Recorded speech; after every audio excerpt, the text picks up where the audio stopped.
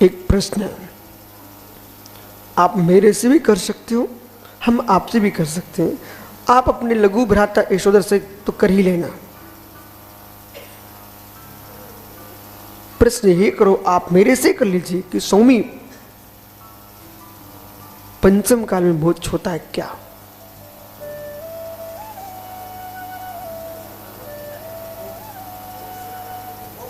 मोक्ष होता है क्या?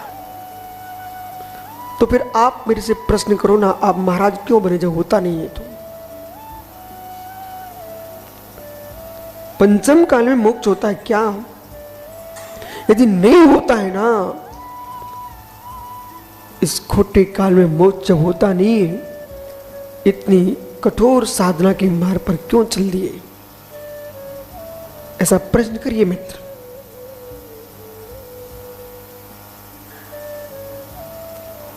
नहीं कर पा रहा, मैं ही किए देता हूं। हे ज्ञानी, यदि वर्तमान में कोई त्यागी कठोर साधना कर रहे हैं और मोक्ष तो होता नहीं है, तो क्यों कर रहे हैं? ज्ञानी, आराम में जंसन है तो फिर अनेक मार्गों से गाड़ियां आती होंगी। ऐसा भी कोई मार्ग पड़ता होगा जहां पर रेल की पटरी बिछी होगी, उसके बीच से रोड निकली हुई है। जब गाड़ी नहीं आती है तो वाहन चलते रहते, जब गाड़ी आती है तो फाटक गिर जाते हैं। ऐसा होता है क्या? ऐसा होता है क्या? मैं पूछना चाह रहा हूं, ऐसा होता है क्या? होता है मित्र, अब समझ जाइए।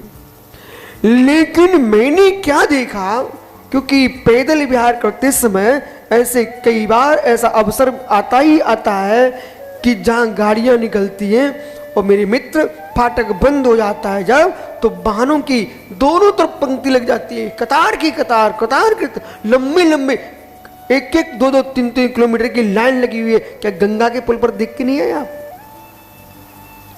चक्रेश, पर आपने एक विशेष बात देखी, मैंने अपनी आंखों से देखा, उसमें आप भी शामिल हो, मैं भी शामिल हूं और दुनिया के लोग शामिल हैं। अपन भी देख लेते ट्रेन आ रही है, बहुत लंबी लाइन लगी हुई है, तो धीरे धीरे कोशिश करते हैं कहां फाटक तक पहुंच जाए। और जितने वाहन वाले होते हैं वे यही कोशिश करते हैं जैसे बने अपन फाटक तक पहुंच जाए। और पैदल चलने वाले भी तो बिल्कुल निर्णय कर बैठते हैं, बोले फाटक तक पहुंच जाए, समझ ना समझे वे कूद जाएंगे, जो सज्जन समझदार हैं वे खड़े हो रह जाएंगे।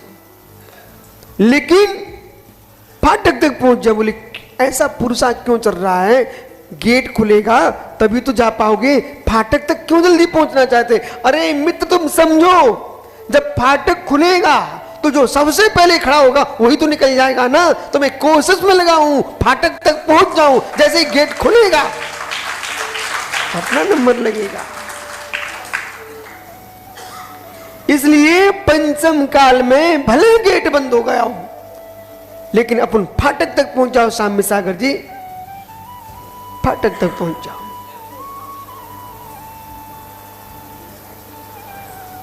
फाटक तक पहुंच जाइए।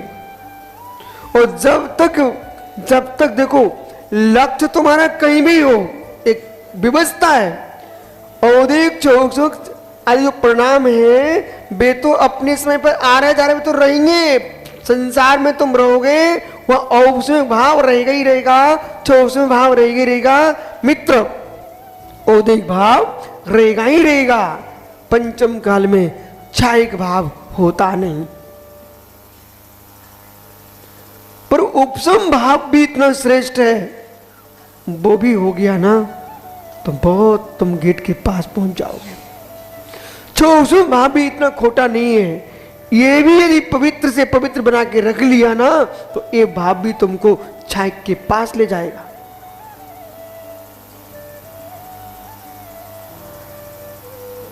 पर लक्ष्य पारलौकिक पर होगा।